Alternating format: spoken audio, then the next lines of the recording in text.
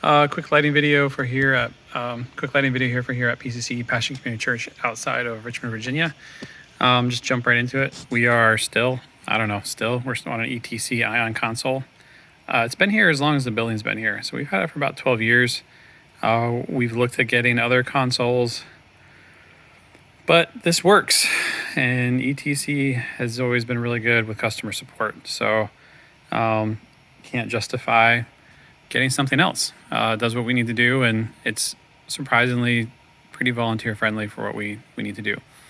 ETC, like I say, it's an old ETC Ion console with a fader wing.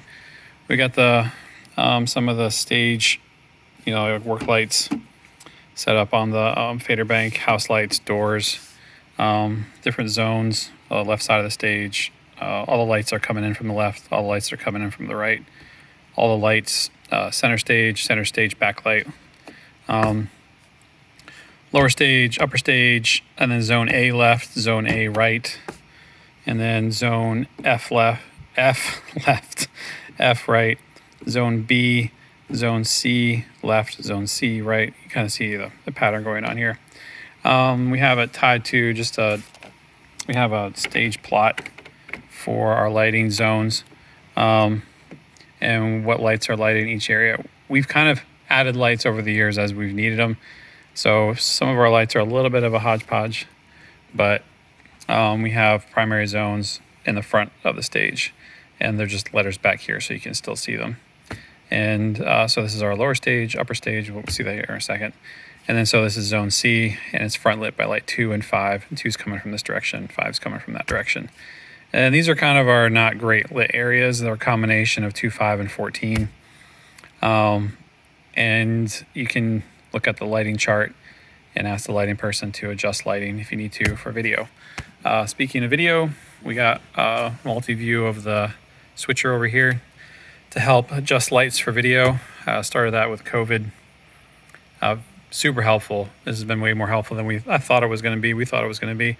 Just being able to look at the monitor and see that a shot, someone on one part of the stage is too bright or too dark. Lights are all on, and we'll walk down stage.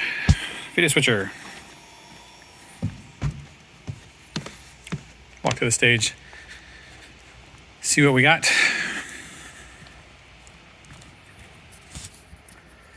It's a pretty wide stage. The room isn't like huge. The seats, if we pack the chairs in the room, it's like pack them in here. It can seat about 700, but it's not a small room, but it's not that big of a room. But the stage is easily, I think it's 40 feet wide from the proscenium box all around the edge. I think it's 40 feet from like that edge to that edge, and then they got like wings over there. We don't really use the wings though. Then we have the lower stage here. It's not very deep though. It's not a very deep stage. As far as stages go. I have these lights here, the Chauvet M Solo 1, I believe, Colorado M Solo. Yeah, we have 10 of these. 3 of them are on the ground. One's here, kind of just shooting across the stage to kind of create a few more layers in video. There's the other one shooting behind the drums to kind of add some backlight to the drums. And then there's another one over there on that side of the stage shooting across the stage, again just to add layers in video. We have the Starfield. We got this a few years ago for a Christmas production. It's made by Daisian, I believe. Daisian. There's, how many of them are there? There's four curtains all tied together. It works just like a light. Cool thing about it, let's put the screen up.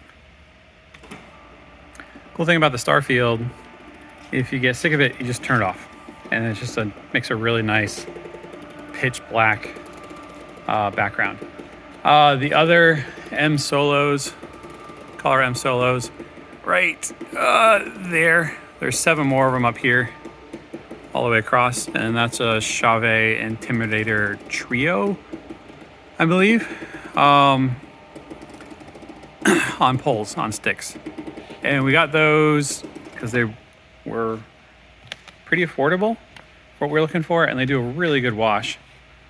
And they can do, they're not gobos, but they can do some beams. So they do a really nice wash, and they can do like a beam effect.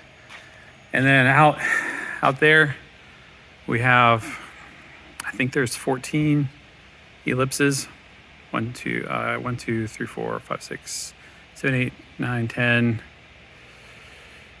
11, 12. There's 12 ellipses out there.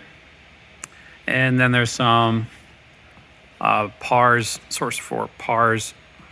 I think that's the name of them. There's a bunch of them up there as well. We have a blue filter running over, we have a blue filter or CTB filter over all of our ellipses because they're all halogens. And it helps with color matching on camera. And then we have a couple of battens, I don't know how you say it, up there. And there's 3 of those, and that just helps with backlight. We have a lot of backlight, so we can throw a lot of color on the stage. You put the haze in the room, and you have it makes the stage have a lot of color, a lot of good color. And then we have an HZ350 hazer, and it works really well. It does leave a little bit of residue. Here, I'll show you what the residue looks like, but it comes off really easily, and we have to maybe wipe a few things down, like maybe twice a year.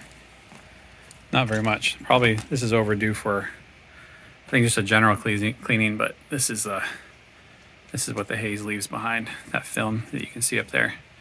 But it comes off really easy with a cloth, and it's not sticky, and it hasn't gunked anything up. So it's worked really well.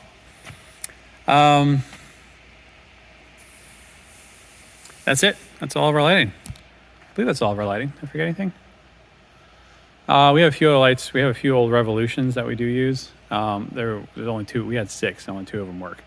So, all right. Thanks for checking it out.